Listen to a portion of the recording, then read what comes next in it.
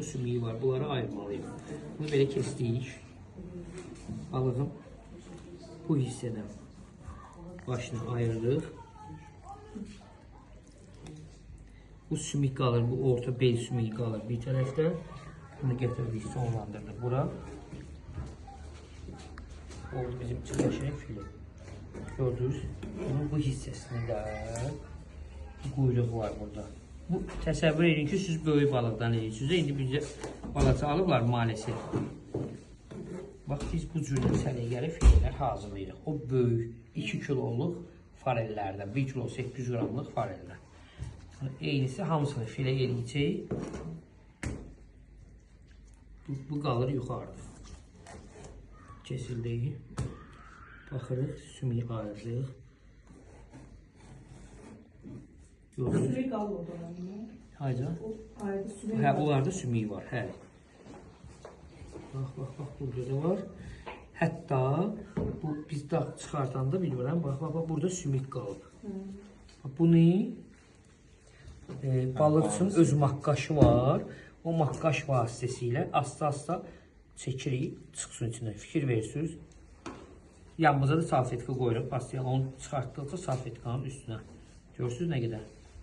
O gedib sonra farel lavaş pişəndə lavaşın içində ağzımızda hiss olunmasın. Qırmadan asta-asta çıxartırıq onları.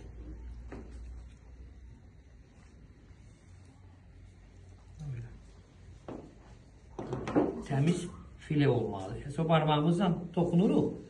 Çalışın balığı təmizləyəndə, başa düşürəm, balığı iyi verir. Təmizləyəndə əlcəkdən istifadə edilir.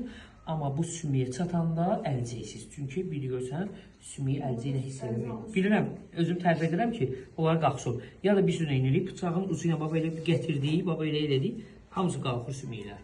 Sonra o rahatlıqla o sümükləri çəkirik. Hiss eləyirsən, yəni o balığın içindən, dərisindən ayrılır, o sümük gəlir.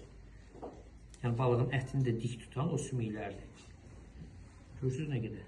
Bir də var. Bu qırıldı, onu çıxartmalıyam indi. Gördünüz? Yəni bunu da belə təmizləməliyik ki, adamın ağzında o sümüyü hiss eləməyək. Restoranlarda onlar böyük olur da, başı falan. Mesela onlar at-xot gedir, yoxsa ona istifadə edirlər? Yox, mütləq restoranda istifadə olunur. Həmin o balığın başlarından uxa hazırlayırlar. Balıq supu. Balıq supu hazırlanır. Yox, balıq supu. Uğlama başqa şeydir. Balıq supunu da yarmayın. Onlar qaynanılır hamısı. Çox suda.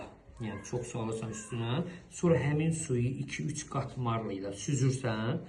Hətta bunlar qaynayanda soğanı yandırırsan daşın üstündə. Kökü yandırırsan, yəni isti daşın peçin üstündə atırsan, lavroblis atırsan.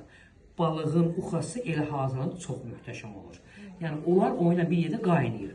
Sonra onu suyu süzürsən, təmiz asetilin tikəsidir, bölgə balığının tikəsidir, yəni kubiklərə doğrayırıq, kartoşka azlıq doğrayırıq. Hələ ki bir nəfərin portunu 300 qram olmadı, 300 millilitr su yəni. Onun içində bir qaşıq bulgur yox, yarma, 3 dənə balaca kubik kartoşka və 4 tikədə ya qırmızı balığın böyük tikələri olmalıdır, ya da bölgə beluqa balığıdır, ya asetilin balığıdır. Yəni uxa o cür olmaz. Amma müştəri istəyəndə, qonaq sifariş verəndə xırda narın doğranmış azca şüydü vururuq, veririk. Çox möhtəşəmdir. Yarma nədir ki, yarma? Bulgur. Yox, bulgur doğranmış bildiyimiz bulgurdur. Amma o yarma buğdanın qabığı soyulmuşdur. Yəni, bildiyiniz hansı? Perlovka. Perlovka, sonra üstündə perlovka, amma belə yarma. Çox möhtəşəm olur.